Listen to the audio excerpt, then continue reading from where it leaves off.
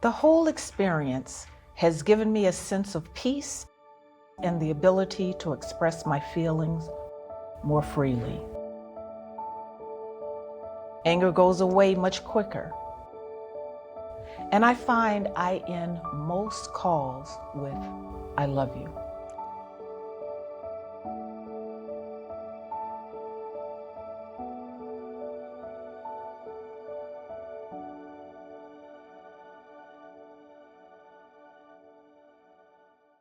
Hi, my name is Debra Roberts. I am Vice Chair of the Stoughton Select Board, and I'm here with Michael Hardman, longtime friend, longtime resident of the town of Stoughton. He's a town meeting representative. He's a journalist turned author. We're getting ready to talk about his latest book, Heartman, a memoir. Hello, Michael. Oh, Deborah, thank you for having me. I had former cable host here in Stoughton too when I had brown hair and Stoughton gray hair. A long time ago.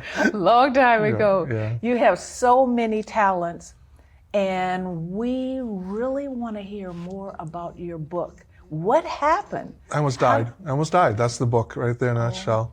It was a Saturday in March of 2023. I had an abrasion procedure the day before on my heart to get the rhythm corrected, and I had a reaction to it. I just thought it was just a muscle or something. So I sat on the couch and I got worse and worse, and then my wife called 911 and the Stoughton Fire Department, EMS came, and they basically saved my life by getting me to the hospital in 8 minutes, which I think is still a record for getting through Stoughton Center in traffic. I mean, I think we should have a stopwatch out there someday to see who can break that record, but it was pretty good. Then through the nurses at Good Samaritan, I was able to come alive. But I went through, as a journalist, you always turn to, sort of like always do things in black and white, not too many grays or anything like that.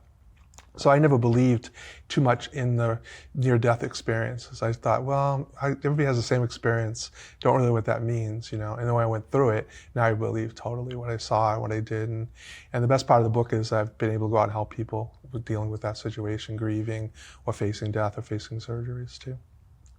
Yes, I'm sure many of us have experienced near-death experiences. We've heard, we've talked and shared, but it's not until we talk to people like you or read a book like this that we find some inspiration and some soothingness about the experience. But tell me a little bit more. You told me earlier that people write you, they go online, and stop me in CVS parking lots. I mean, when I started to write the book, it was part of dealing with what I was dealing with myself. It was like a psychological counseling thing. I always joke it was cheaper than a psychiatrist to sit down and write the notes down. And I started to go, I'll write this book. I don't know what's going to make any money or anything like that. Maybe it will. I mean, publishers and editors don't make a lot of money when you first start out. But what happened is they told me something they never expected to happen was the outreach. They would get the letters, the emails, the Facebook messages, just people stopping me and telling me a story about their own near-death experience, or they have someone dying in their family, or they just lost someone. And the book gives them comfort because I talk about what my version of heaven was, when I got to the point of heaven. So that helps people about it. But that's been the biggest thing I never thought would happen. I thought, okay, I'd write a book, maybe my family would read it, my friends would read it, and then I'd put it away and go on doing something else. But what happened was this whole other thing popped out of it, and it really changes. It changes my way I feel about death and grieving, because I don't think we talk a lot about death as a society. I think it's a taboo. And I've noticed when I've gone out and talked to smaller groups that the conversation quickly turns to that, how we deal with grieving. I think in my case, I always put grieving on the back burner, suck it up, move on, cry, but don't cry a long time and things like that. And I realized that's not the right way to deal with it. So it's been a great feeling for me as a writer to have that much of an impact on somebody in person. And it's just every day I don't expect it and I get it. I get a letter from somebody. I'm sure I'll get one today. There's somebody saying, hey, I read your book. It changed my life. It gave me purpose for the rest of my life. It taught me how to analyze things that were right and things that were wrong. I always talk about what I thought about when I was dying, and I never talked about work when I was dying. And I always wondered why, and I was a workaholic. Yes. Yeah, I still am to a degree, but I'm not less now because I can't. But And I never came up. I never thought about a job I lost, job I had, how much money I made, how much money I didn't make. That never came up in the whole thing as I was going through the procedure. What I saw is like going to a movie theater. I just got to go to a movie theater, and all the film, your life flashes in front of you. And it was snapshots of my life. And there was no snapshots of me working. There was no snapshots of anything I did success. It was all family, friends, girlfriends, wives, and all things, the kids growing up, all the stuff they've been through. And it was an eye-opening experience for that, because it put priorities, what you put your priorities into. I think when you go through something like that, your life changes because you don't worry about little stuff anymore. That's true. It's a cliche, but it's true. Because nothing worse could happen to me than dying, almost dying, except for dying. That's not going to be, I'm not afraid of that anymore. I don't want to die, but I'm not afraid as much as I was. So. Yeah, in the book you talk about it happened twice. Right. You had that near-death experience. Yeah. And share with us a little bit about that and how your friends or even the nurses said, you know what, you should write a book. It's almost journaling, but more. Right. Yeah, it was funny. I was in the emergency room at Good Samaritan. That was when Good Samaritan was going through a lot of conflict with the changeover in the management and things like that. So it was busy there, and they left me in a room, and they put the life-saving things on me as I went through the experience. And then they put me in ICU, and I went to ICU, and the nurse is checking my name, and she goes to me, "You're not supposed to be here." And I go, "What does that mean?" She goes, "You weren't supposed to come up." And I looked at the sheets, and the sheets were all covered in my blood and all this. And so I made a joke, we could do a slasher movie at Good Samaritan Hospital. And she was laughing, and then she was the first person that told me, "You should write a book."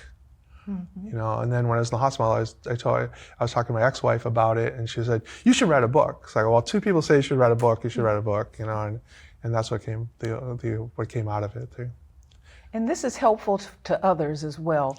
It's not only the experience, but it is the writing part. And you started a group that helps local writers. Can you tell us about that? Yeah, I started the Stoughton Writers Group. We're looking at what I found was publishing a book, there wasn't a lot of avenues for writers, local writers who don't have big contracts to promote their work. Don't have major publishing houses. And also for independent bookstores and reading too. And the goal of the thing is to create literacy and reading among young people and older people too, and writing too. Ultimately, we'll have writing classes for people. We're starting to do that now. We'll have events, fundraising events, authors' readings. So we're getting started. The reaction's been very good. So that's in the infant stages, but we're getting there. You're getting there? It's really helpful for those of us that want to be writers, how we get started, sharing experience, like digging deep and writing about your experience, and that shows in your writing style. The one question I have right now is, if I was to go to a bookstore, where would I find it in a bookstore? It's in the nonfiction part of the book. Nonfiction. It also goes into the Christian book section, because God's mentioned and all that, a little bit more of that. It also goes in survival and memoirs and survival biographies. So it's there. We're getting into more bookstores every day, which is the goal now. There's a plan to it, to get exposure for it, the writing of it. And I designed the cover myself, so that took a long time too. So we did a lot of things like that. And plus, always, when you write one book, you're already like the third book in, the next 3 books are ready to go. And I've got a bunch of children's books hopefully published next year. Heartman, a memoir. So impactful. Did you do the design yourself? Yeah, I did. I came up with the design, and I did it, and I worked at the publishing company on the color structure, what I wanted to do. A friend of mine, is a great story. He was my student advisor. He was the head of the newspaper, and when I went to college, they gave us academic advisors and they gave us student advisors. And he was my student advisor, and he's a doctor, and he formerly taught Syracuse. He taught writing and poetry. So I went to him, I go, "I'm gonna write a book, I need your help." I go, "It's been 40 years, I think you owe me you owe me something here, I want to show you what I learned." And he came up with the idea for the book, so he gets credit for the title of the book. He sent it back, and we have this newsletter that goes every month, and it's called Team Heartman, and all the people that were in the book, they helped me with the book, get the newsletter, because this hasn't been a one-man operation. My name's on the bottom of the book, but there could be like thousands of names in there. It's also dedicated to the Stoughton fire department, because I think Their with response time was rather was and the quick. heroic efforts, I mean, that they do, and it's amazing what they do to help people. And once you're the recipient of it, you really realize how valuable they are to our town. Yes. I'm a huge fan. I think I'd be #1 fan. I'm Right a now. huge fan as well. Oh my gosh. I know. Is there anything else you would like to share about your experience or Yeah. about book writing or how you work with others? I think the book writing part is it's a lonely experience because you're by yourself for a long time. You know, I'm by myself for 6 hours a day writing it. You know, the book. So you got to get used to being by yourself. And I always tell people, write every day. You know, my goal is 2,000 words a day, but some people are 500, which is good. And just sit there and just write. If you get stuck writing, I write to-do lists if I get stuck writing, and that gets you thinking about writing. But it takes you to different places. That took me back to where we're going through the whole experience. It took me back to that. A book I've coming out takes me back to my parents' meeting in the 1940s. So that's fun if I'm writing about my grandparents I didn't know, and I'm writing about them because I do the research on them. So books take you where you want to go, you know, and it's fun to do that too. It's a great experience. So if you're by yourself and you're really digging deep, it's different for everyone. Your experience took you back to your grandparents and moved forward to all of your brothers and sisters and friends, I had to going through college. Right. Yeah, I had to deal with their deaths too. A lot of my grandmother was the first person I remember dying, and until I wrote the book, I never thought I processed that. I was 5 years old, 6 years old, so I mean, it wasn't like I had the mental capacity to do that at that time, but I had to go back. And one of the most impactful one is my cousin died as I got killed in a car accident when he was an umpire in North Carolina, and today's his birthday. And he's always on my mind, but I don't think I dealt with it until I wrote in the book what I really felt. The thing is, like, with him is the story is, I went to college and he went to the minor leagues, and our dream was me being in the press box and him being umpiring a game. And I saw him one time. We made plans to get together, and we never got together. And as you go through something like that, you realize never getting together is not an excuse. You got to make time to see people you love and people you want to be with. You know, there's nothing more important than being with your friends and your family. You know, I always tell people work can wait. You know, and all that too. It's funny, I've been going on talking to college students about it too, and they go into these job fairs and the person's telling them, work 60 hours a week, work 70 hours a week.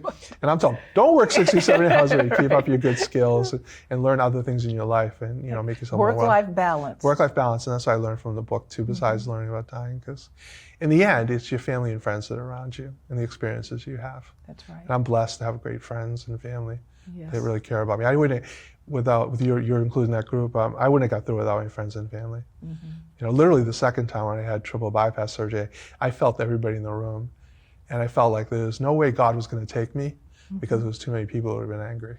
And I always joke about that. You know, and it's like different things you look at it that way. But I think you examine your life a lot more when you're looking at it in a rearview mirror, kind of, and what was important and what isn't important. You know, I try every day to do something for someone else that doesn't know that I'm doing it for them. You know, something just that helps people. Like I always tell people, if they want to write a book, my cell phone's right next to me, just call. And I talked to a friend the other day about a book she wants to write. You know, so that's a beautiful day. You have a good day when you do that, when you help somebody. Yes. I love the way you ended your book with your whole experience has given you a sense of peace and the ability to express your feelings more freely. Yeah, it's true. I think we've bottled that up so much as people. Yeah. I learned that too. Bottle our feelings. There's nothing wrong with telling somebody you love them. Yeah. There's nothing wrong with telling a friend, a family member, somebody you meet, because we're all here together. Yes. And that's the frustrating part of it. I think that I was very political before this and a little bit afterwards, but when we're divided, it's not really helpful when we're divided as people, because basically we have to share the same little spit of earth, you know, by ourselves. And we're like, when you die, when you go through death experience, you realize how minute that is. You're just here, you're a visitor here. You know, my parents always told me when I went out to places like people would have parties and things, my parents always told me, make sure you clean up before you leave and leave it better than when you showed up there. And I always think that's an analogy for life, that you try to leave life the better that you have. And I know what the book is gonna outlive me in some form. I don't know what kind of form it'll be in 50 years from now. It might be on like a tiny little disc that we put in our eyeglasses and you read on your eyeglasses. I mean, who knows what it's going to exist as, but it will always be there and hopefully it helps people. And I really, people always say, talk to me how much I've given them, you know, when they stop me and tell me that. But I always say, you gave me. I mean, you're not giving me, you're fueling me to go back and do more. You're fueling me to do the stuff that I really don't want to do, about selling the book and begging people to carry it in the bookstores and things like that, things of the business part of it.